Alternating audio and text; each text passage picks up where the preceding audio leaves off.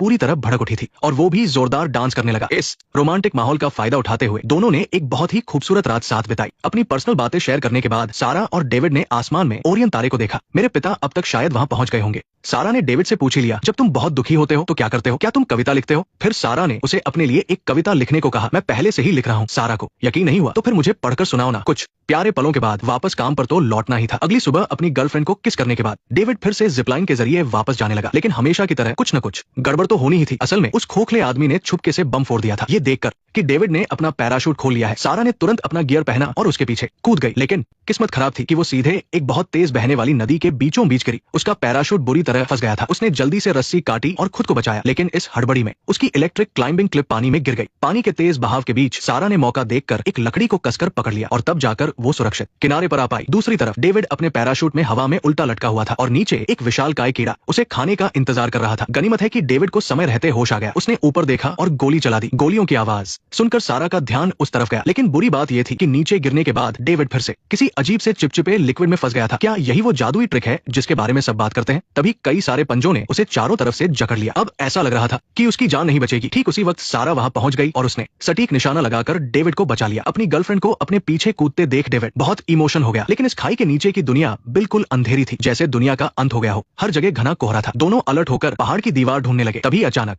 खोखले लोगों की एक घुड़सवार सेना वहां आ गई और उन दोनों को टक्कर मारकर अलग कर दिया। शुक्र है कि उनके हाथों में बंदूक थी, वरना आज तो उनकी जान चली ही जाती। लेकिन अब सबसे बड़ी मुश्किल ये थी कि बिना क्लाइंबिंग क्लिप के वो वापस ऊपर कैसे चढ़ेंगे। उसके बाद डेविड ने ध्यान दिया कि उन खोखले लोगों ने पुरानी अमेरिकी सेना की वर्दी पहन रखी थी। क्या ये सैनिक वर्ल्ड वॉर 2 के जमाने के थे? लेकिन उन्हें तो बहुत पहले ही मर जाना चाहिए था। दिमाग में चल रहे ढेरों सवाल और यहाँ के डरावने माहौल ने उनके रोंगटे खड़े कर दिए। दोनों नदी के किनारे किनारे आगे बढ़ने लगे। आसपास का कोहरा अब पीले से बैंगनी रंग का हो गया था। सामने के पेड़ भी अजीबोगरीब आकार के हो गए थे और हर पेड़ पर एक कंकाल टंगा था, जैसे किसी इंसान खाने वाले पेड़ ने उन्हें मारा हो। उनका भयानक रूप देखकर रोंगटे खड़े हो रहे थे। इसके बाद उन दोनों ने कुछ खंडहर हो चुकी इमारतें और गाड़ियां देखी। अमेरिका और सोवियत संघ के झंडे हवा में फड़फड़ा रहे थे। जमीन की दरारों को देखकर लग रहा था कि यहाँ कभी भूकंप आया होगा। तभी अचानक एक बहुत ही अजीब सी आवाज आई। दोनों तुरंत डिफेंस पोजीशन में आ गए और छुपने के लिए एक चर्च के अंदर चले गए। थोड़ा रिलैक्स होने के बाद वो अंदर गए, लेकिन उन्होंने देखा कि चर्च की बेंचों पर कई सूखी हुई लाशें बैठी थी। थोड़ी जांच पड़ताल करने के बाद डेविड को पता चला कि इन सभी की मौत साइनाइड जहर से हुई थी और वो भी एक साथ सुसाइड करने की वजह से। वो हैरान थे कि आखिर ऐसी क्या चीज थी जिससे वो मौत से भी ज्यादा डर गए थे। दोनों जैसे ही और सुराग ढूंढने वाले थे, उन्हें अचानक कुछ सरकने की आवाज सुनाई दी। सारा ने ऊपर देखा तो बाप रे, एक बहुत बड़ी मकड़ी सीधे ऊपर से नीचे कूद पड़ी, वो भी सीधे उसके चेहरे पर।